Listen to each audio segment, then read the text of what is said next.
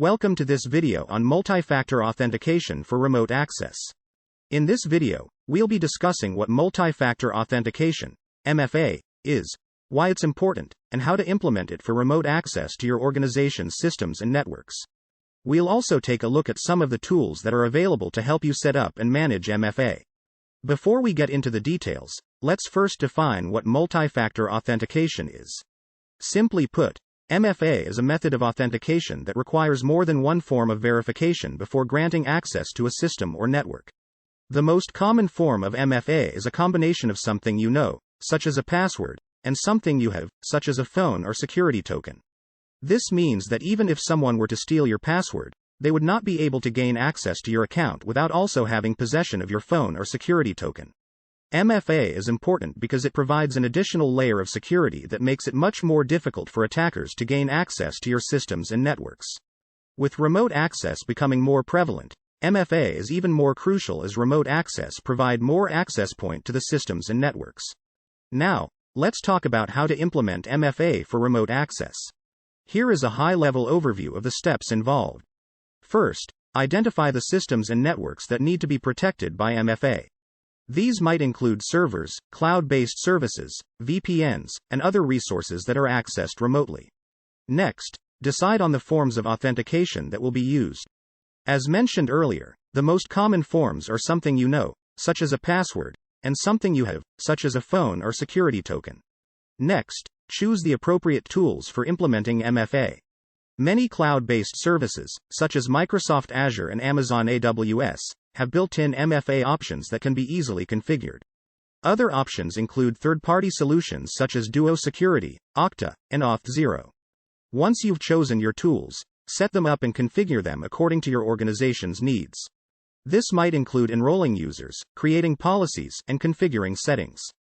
Once everything is set up, test it to make sure it's working as intended and then roll it out to your remote users. Finally, continuously monitor and maintain the MFA solution to ensure that it's up-to-date and effective against threats. As you can see, implementing MFA for remote access does require some planning and setup, but the added security it provides is well worth the effort. Some examples of tools that can be used for multi-factor authentication include Google Authenticator app and Microsoft Authenticator app. Hardware tokens, such as YubiKey. Software tokens such as Authy, Duo Security. SMS-based authentication, where a text message is sent to the user's phone with a code they have to enter. It's important to note that you can choose a combination of those methods to provide a more secure and flexible solution. Multi-factor authentication, MFA, can be compromised in a few ways. Here are a few examples. Phishing attacks. A phisher can send an email or text message that looks like it's from a legitimate source, asking the user to enter their MFA code. If the user falls for the scam and enters the code, the attacker can use it to gain access to the user's account. Social engineering. An attacker may use social engineering tactics to trick a user into giving away their MFA information, such as their phone number, by pretending to be a representative of the service or organization. Malware. Some types of malware can intercept MFA codes sent via text message or app notifications, or steal them from the user's device. SIM swapping. Attackers can sometimes convince a mobile phone company to transfer a target's phone number to a new SIM card controlled by the attacker, and then use that to intercept text messages that contains MFA codes. Stealing, losing device. If the device that holds the second factor that is used for MFA such as a phone or token is lost or stolen, it will be able to be used by an attacker to gain access to the user's account. It's important to note that while these scenarios demonstrate that MFA is not foolproof, it is still considered to be a more secure method of authentication than using just a single factor, such as a password alone. It's important to also be aware that MFA codes have a short time validity, which means that it will become invalid after a short period of time, which decreases the possibility of an attacker to be able to use it. To protect against these threats, it's important to educate users about the potential risks of MFA and provide them with guidelines on how to identify and respond to suspicious emails and texts.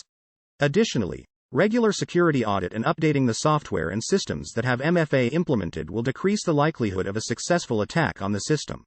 In summary, multi-factor authentication, MFA, is a method of authentication that requires more than one form of verification before granting access to a system or network. It's an essential tool for protecting your organization's systems and networks in the era of increasing remote access. By following the steps outlined in this video and using the right tools, you can easily implement MFA for remote access and greatly enhance the security of your organization.